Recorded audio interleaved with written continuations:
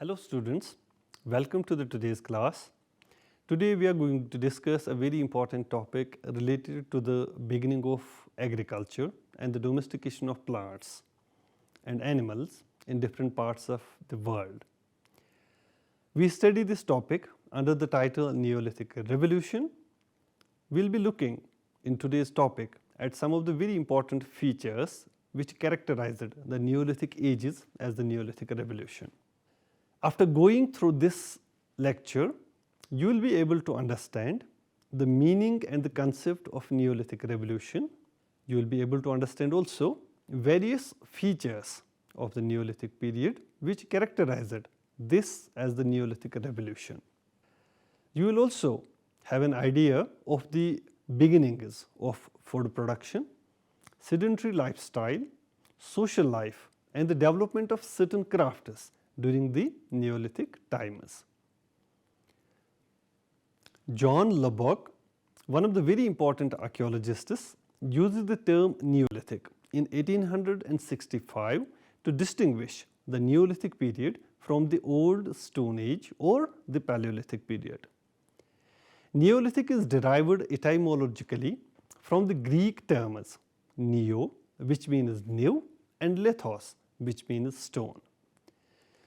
Neolithic was a phrase used to describe a time period that is represented by newly ground and polished artifacts, including the stone tools.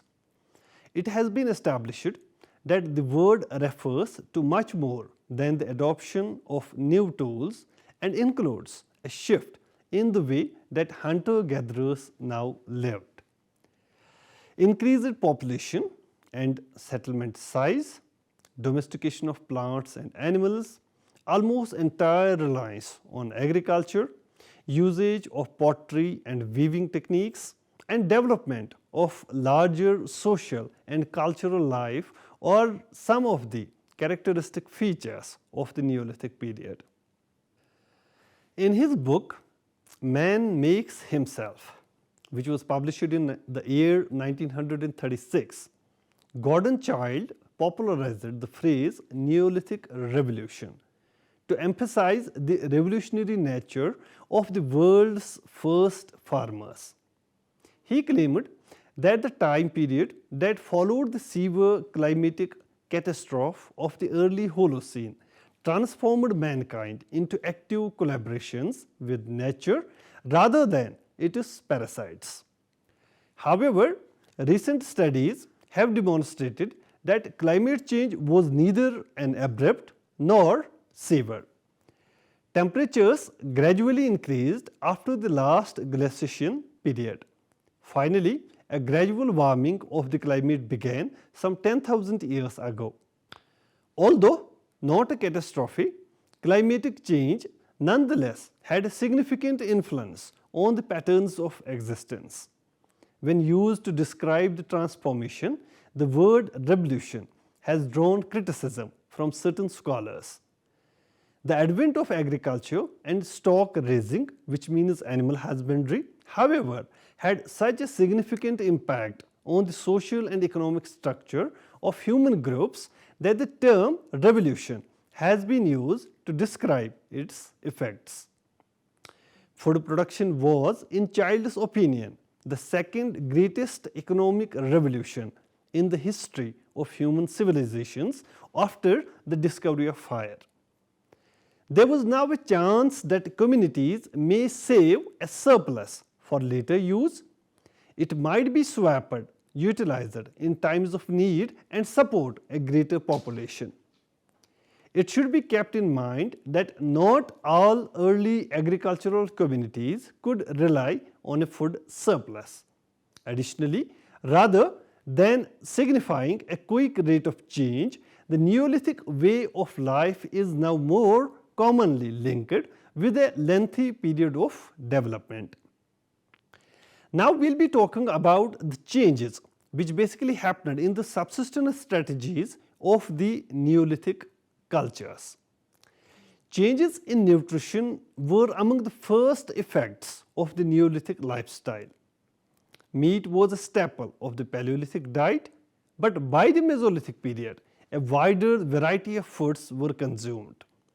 Wheat and corn in Western Asia and Europe, rice in Southern and Eastern Asia, sorghum and millet in Africa, and maize in America were the staples of the Neolithic diet. In two distant periods, food producing economies advanced. In the first, people farmed and herded animals, but most of their food came from wildlife and plants. A transition occurred then at around 9000–8000 BCE, when more productive cereal grains were produced and when cattle, sheep, goats and pigs were completely domesticated. As a result, a completely agricultural and stock raising economy emerged and endured until the historical periods, albeit in increasingly elaborate forms. Milk and its derivatives were previously absent dietary component before animal domestication. The shift from a meat-based to a plant-based diet increased the need for salt, which eventually became a commodity to be traded. From hunting-gathering to sedentarism, it appears that the domestication of plants and animals had a profound effect on the human society. One major fallout of food production was the rise of the sedentary lifestyle.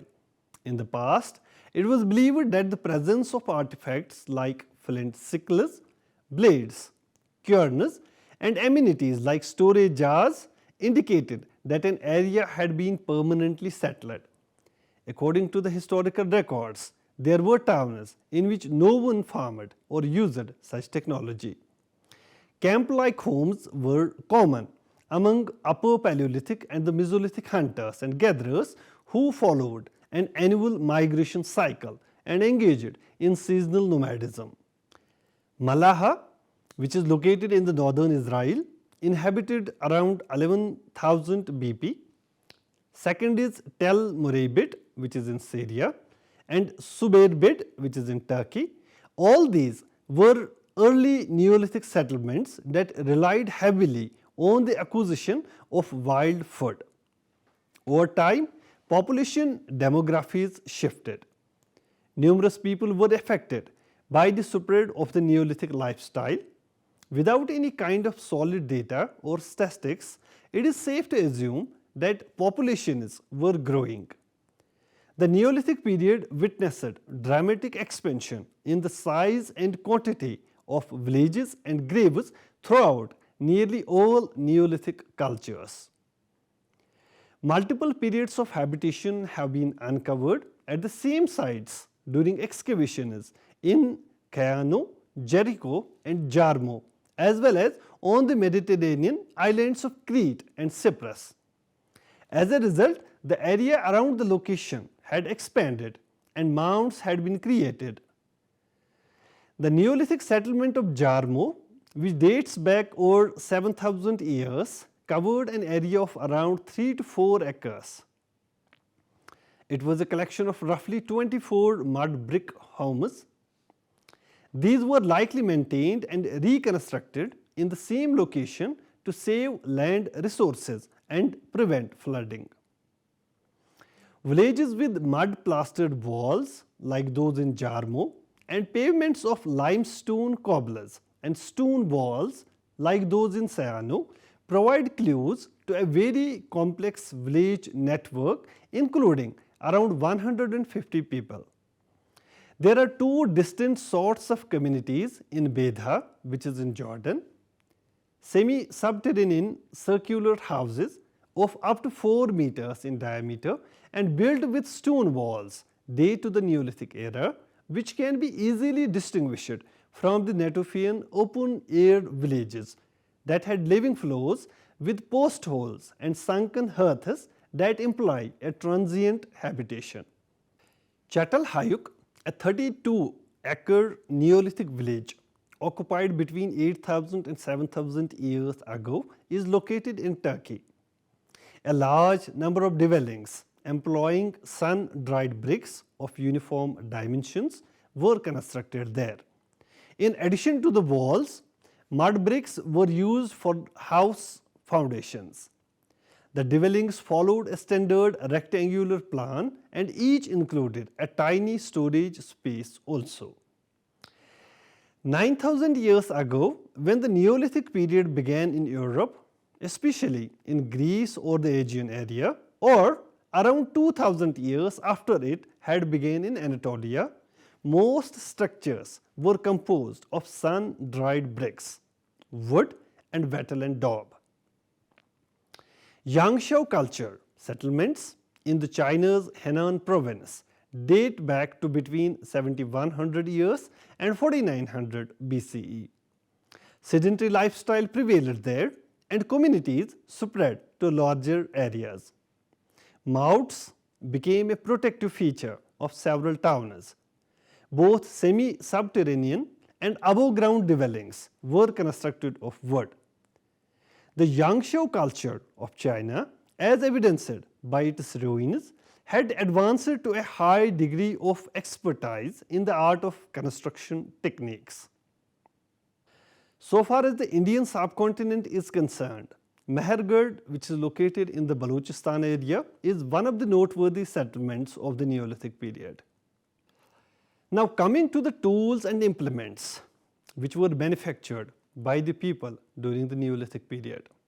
Specialized tools were needed for cultivation and all the tasks involved with it, including deforestation, soil preparation, plant seeding, harvesting, threshing and milling the grain. Attempts along these lines had been made as early as the Mesolithic period. Some of the earliest tools for preparing the soil for farming were the digging stick and the hoe. The earth was worked with a hoe and then furrows were dug with a digging stick before the seeds were planted. Skill and knife assisted in the reaping of ripened plants. Grains like wheat and barley needed to be threshed and winnowed to remove the husk before they could be processed into flour. Mortars, quernes and pestles used for grinding and pounding needed to be made of sturdy stone. However, only specific cutting tools such as axes and adzes were polished. Further, the polishing method was just an incremental improvement since it simply transferred an existing technology for handling bone which had been in use since at least the Upper Paleolithic period. To better control and utilize plants and other food sources, new technologies were being developed. Short flint blades were fastened to a wooden handle to create a skill-like specialized tool. Blades for the sickles, which were used in Jarmo in the Zagros mountains, were honed from flint chips. Mounting them to a piece of wood or bone allowed them to be utilized for the purpose of gathering grain. The farmers in this area adopted a new technology when they discovered obsidian, a volcanic glass with a cutting edge that was both sharper and harder than that of stone. People must have eventually figured out that an axe with a smooth polished head would be more successful at cutting trees than the one whose head had been crudely shaped. This led to the practice of polishing tools by rubbing their edges on stones. This was accomplished by pressure flaking as opposed to striking flakes with the stone to remove extremely minute pieces from the surface of the flint or obsidian. Although it had been previously discovered, its widespread use only occurred by the Neolithic times. Now we come to another aspect of the Neolithic Revolution, which is craft specialization. By the beginning of the Neolithic period, humans had shown a lot of creativity in making use of the materials they find in nature. For example, the use of clay. Flooring as well as toys and other artifacts were made with it. Different shapes in clay like spheres, cones and discs were proposed as a means of documenting seasonal and agricultural events. Bowls and other pots were made from clay and fired to harden it. Vegetables like gourds and pumpkins were utilized together with other organic materials like hide and wood to create storage containers for the hunters and gatherers. However, their usefulness was restricted. For example, they could not be used for cooking purposes. Groups that gather or grow durable foods like nuts, grass seeds and grain benefit greatly from having access to storage containers. The simple earthenware of the Mesolithic was gradually replaced by the more elaborate pottery of the Neolithic times. To keep the clay from cracking when it was burned, it was sometimes combined with additional elements such as sand or even organic ingredients to reduce the amount of shrinkage that occurred during the drying process. It appears that early farmers took great care to ensure a high quality end product. It is possible that the potters of West Asia were the first to glaze or polish the vessel's surface with a stone to increase its capacity to hold liquids. How did early farmers make vessels without a wheel is a common line of inquiry. The vessel structure and height likely came from the addition of clay rings, maybe by moulding the pot's base with a spherical form first. It is possible that early pottery was sun-dried, while examples of accidental burned pieces of pottery also occur. At this early time period, there is no indication of a dedicated furnace or kiln for this process. For most Neolithic communities, weaving and pottery were intrinsically linked to subsistence farming. This involved the production of materials that did not already exist in the natural world. Early Neolithic societies were characterized by the use of ceramics in several regions of the world, including Anatolia, West Asia, Greece and Southern America. Fine wheel manufactured pottery became prevalent in regions like West Asia when it was introduced in the 6th millennium BCE. Previously, clay pottery had been made by hand. The Neolithic period saw the first decorations on the ceramics. There was a change in the aesthetics of the cultures. Therefore, pottery has become one of the most reliable means of identifying certain cultures and dating the time periods in which they flourished. For example, the ceramics produced by the earliest inhabitants of Çatalhöyük in Anatolia, which is in the modern Turkey, come in a variety of forms, including, for example, oval bowls, handed jars and flat-based vessels. By the time of the Halaf culture, which is dated somewhere between 7500 and 6700 BP, in northwest Iraq, the motifs on the ceramics had become distinctive, indicating the presence of regional centers of pottery manufacturing.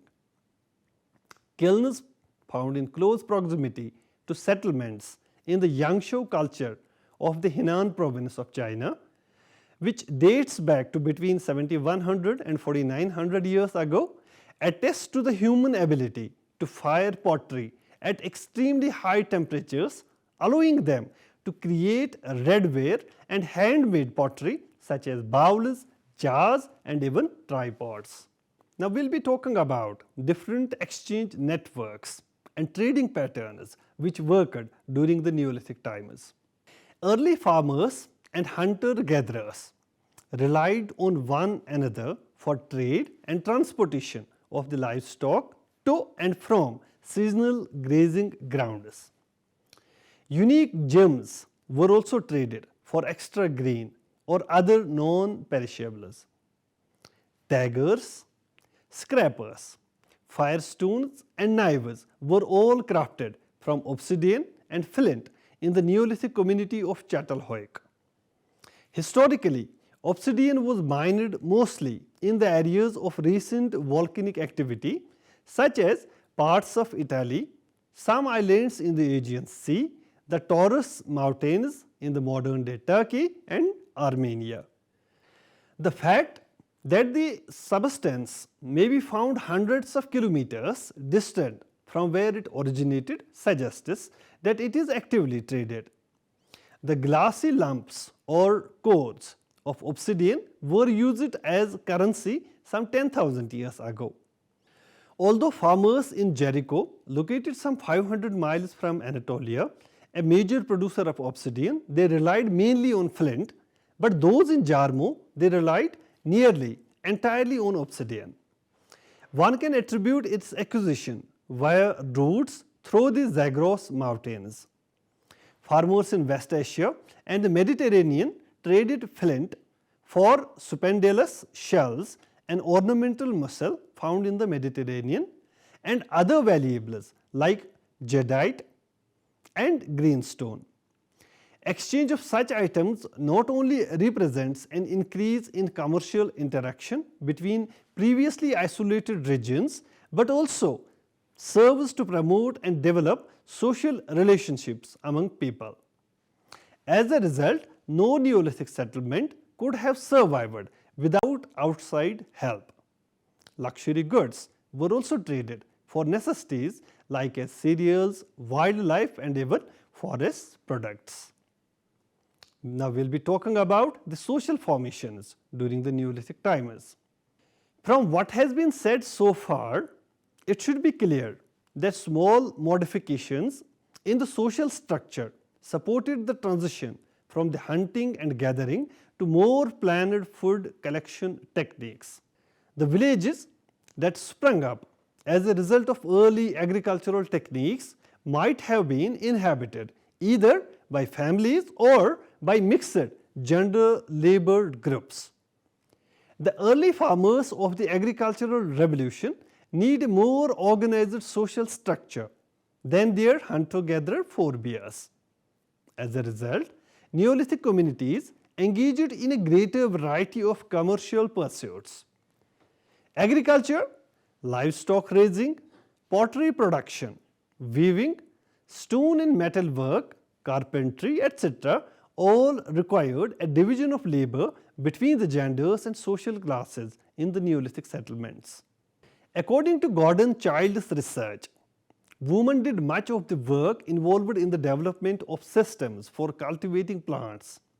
According to him, women were the ones who first developed the arts of pottery making, spinning and even weaving, as well as most other significant discoveries and innovations.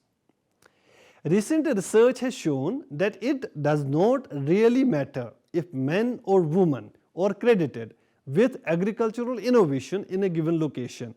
Nonetheless, it can't be denied that men's and women's roles in the economy and society shifted drastically alongside the shift towards agriculture. Before the invention of the plough, women did most of the work in the fields using a hoe. Later, they also made pottery, wove cloth, cared for the livestock, gathered ripe seeds, milled wheat, and even prepared the meals at home.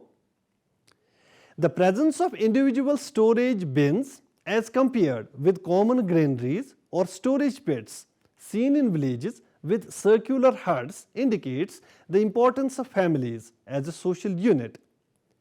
Some herding and agricultural families during the time period of 6750 to 6000 BC chose big families as seen by the multi-room rectangular dwellings of Jarmo. Consequently, certain social strategies for avoiding and resolving conflicts had to develop.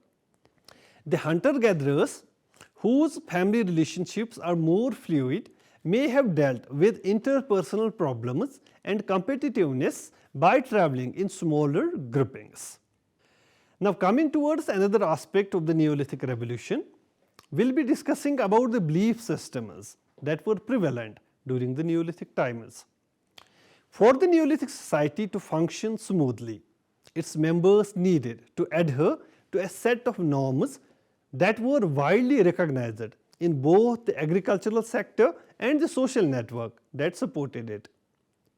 Possibly the villages of the Neolithic Britain shared same language and religion.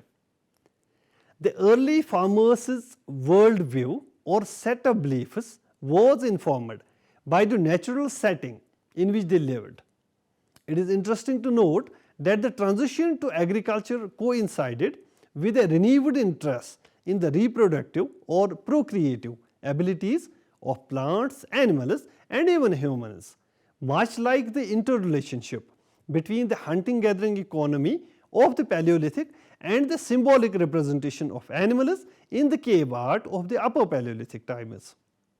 A constant preoccupation with procreation and fertility is intrinsic to an agricultural society. It is apparent that the Neolithic belief systems were fertility cults founded on equal male and female values.